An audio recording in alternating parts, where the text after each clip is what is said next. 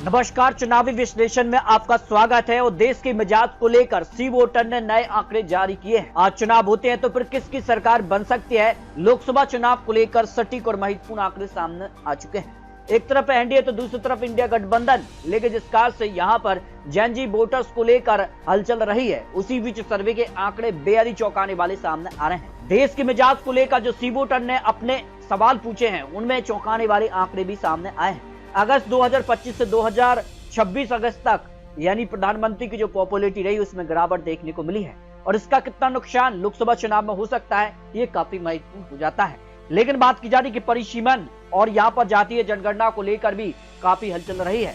अगर परिसीमन का आधार क्या होना चाहिए, केवल जनसंख्या आधार बने, इस पर 33% लोगों का मानना है, क्योंकि दक्षिण भारत के मुकाबले उत्तर भारत के जो राज्य रहे हैं, यहाँ पर जनसंख्या में वृद्धि हुई है। और इसको लेकर अगर बात की जाए तो उत्तर भारत के राज्यों में परिसीमन अगर जनसंख्या के आधार पर होता है तो सीधा फायदा फिर उत्तर भारत के राज्यों में है, जहां अधिकतर राज्यों में भारतीय जनता पार्टी की सरकार है।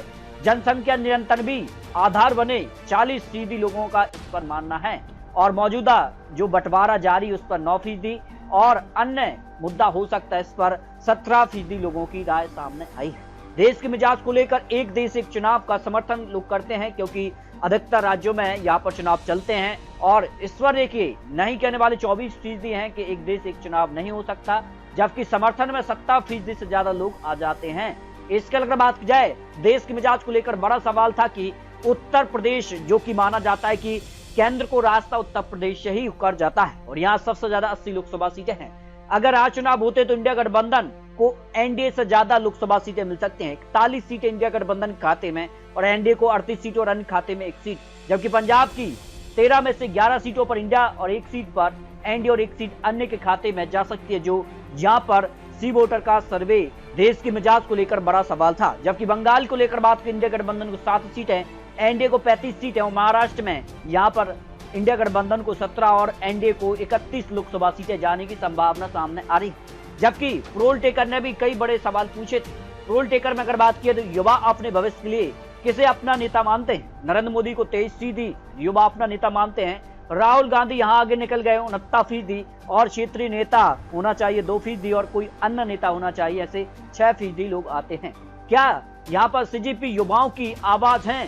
तो इस पर देखिए, हाँ कहने वाले हैं 59% सीजीपी जो है वो युवाओं की आवाज है, और नहीं कहने वाले 32%, कहने सकते हैं 9% लोग आ जाते हैं। क्या चुनाव आयोग स्वतंत्र रूप से काम कर रहा है? इस पर देखिए, हाँ कहने वाले 42%, जबकि नहीं कहने वाले यहाँ पर 48% हैं, और कह नहीं सकते हैं 10% हैं, जो पोल टेकर का यहाँ पर सर्वे भी सामने आया है। जबकि बात की जाए तो यहाँ पर जिस कार से जो आंकड़े रहे हैं वो भी काफी चौंकाने वाले रहे हैं। उसमें अगर बात की जाए तो यहाँ पर अगला प्रधानमंत्री कौन बन सकता है, युवाओं को लेकर जो बड़ा सवाल था, उस पर प्रधानमंत्री 42% और राहुल गांधी 58% यहाँ पर जो है पोल टेकर के सर्वे में जो युवाओं की पसंद सामने आ रही है। और इस हिसाब से आज चुनाव होते हैं लोकसभा में तो एनडीए को 240 लोकसभा सीटें, इंडिया गठबंधन को 280 लोकसभा सीटें, और अन्य खाते में 23 लोकसभा सीटें जा सकती हैं, जो पोल टेकर का सर्वे लोकसभा चुनाव को लेकर सामने आ रहा है। फिर भी आपको बता दें, चुनावी आंकड़े चुनावी अनुमान हैं, और जो समय है जिस बीच कई यहाँ पर बात की जाए तो फैसले होने हैं, परिसीमन और एक देश एक चुनाव। और अगर बात की जाए तो कितनी सीटों पर, 543 सीटों की जगह क्या 800 से ज्यादा सीटों पर चुनाव होते हैं, वो काफी महत्वपूर्ण होता है। इन सारे जो यहाँ पर बड़े उलटफेर होंगे, उसके बाद लोकसभा का क्या गणित बनेगा, इसको लेकर आप रख सकते हैं, क्योंकि ये तो चुनावी आंकड़े चुनावी अनुमान है। बहुत जल्द आपको और महत्वपूर्ण और लेटेस्ट आंकड़े दिखाने जा रहे हैं। तो आपको क्या लगता है, लोकसभा चुनाव को लेकर अगला प्रधानमंत्री क्या राहुल गांधी बन सकते हैं, या फिर प्रधानमंत्री मोदी ही यहाँ पर प्रधानमंत्री बनेंगे? इसको लेकर आप रख सकते हैं। मिलते हैं नए आंकड़ों के साथ, तब तक ले जय हिंद, जय भारत।